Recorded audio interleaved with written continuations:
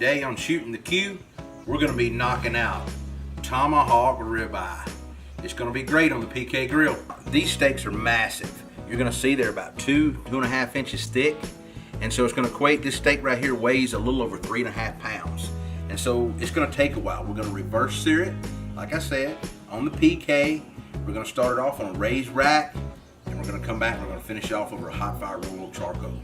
Now, to get started with this ribeye, we want to use a little bit of olive oil for a little bit of a binder. So I'm going to take it, I'm going to squirt it on here, and I'm going to rub it in, of course. This garlic jalapeno rub happens to be salt, pepper, and garlic with a little bit of jalapeno powder in it. It's basic. It's got some onion powder in it, some other ingredients, but it's a great base layer for a little bit of heat on a steak.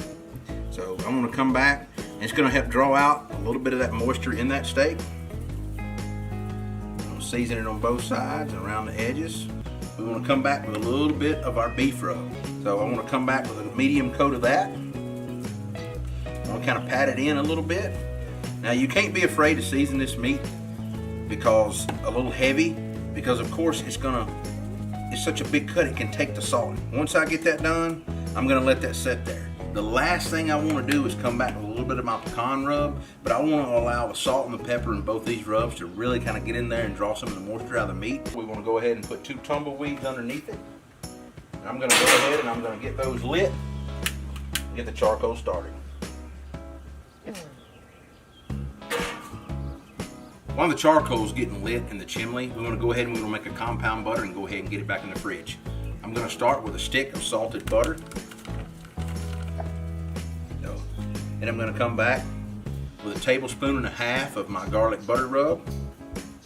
And I'm going to come back with 1 tablespoon of minced garlic. If you want more garlic, you can always add more. And then I also want to put a little bit of fresh pepper in it. Now I just want to mix this up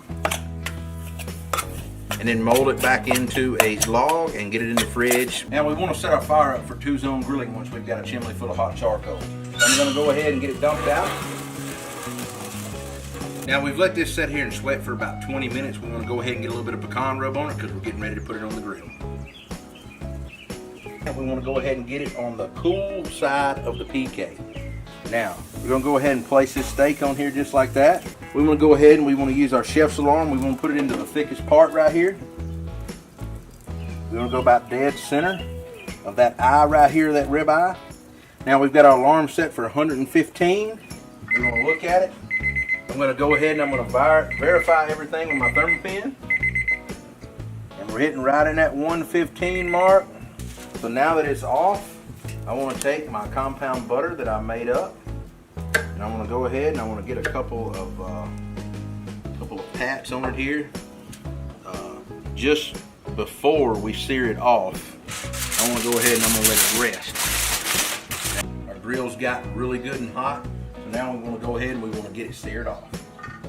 Now we're only going to about 125 to 130, and then we'll let it rest about 10 minutes. Now, as you can see, it's going to flare up a little bit. It's been on here about 4 minutes now. We're going to go ahead and we're going to get it checked. We're hitting about 120. See, it's got a gorgeous crust on it right here. And that's what we're looking for. We're going to wrap it up in foil here. We're going to get a couple pads of our garlic butter we made on here. And we're going to go ahead and we're going to get it wrapped up and let it rest for about 10 or 15 minutes. You can see how the juices have collected in the foil. Now what I don't want to do is lose this juice here. Now we're going to take and we're going to cut this steak off the bone here.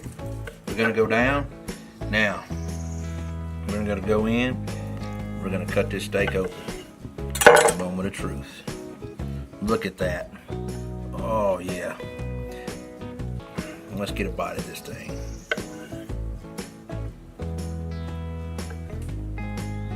Now,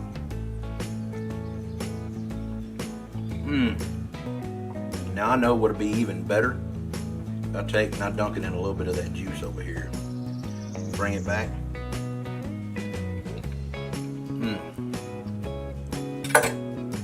You guys really have to try this recipe.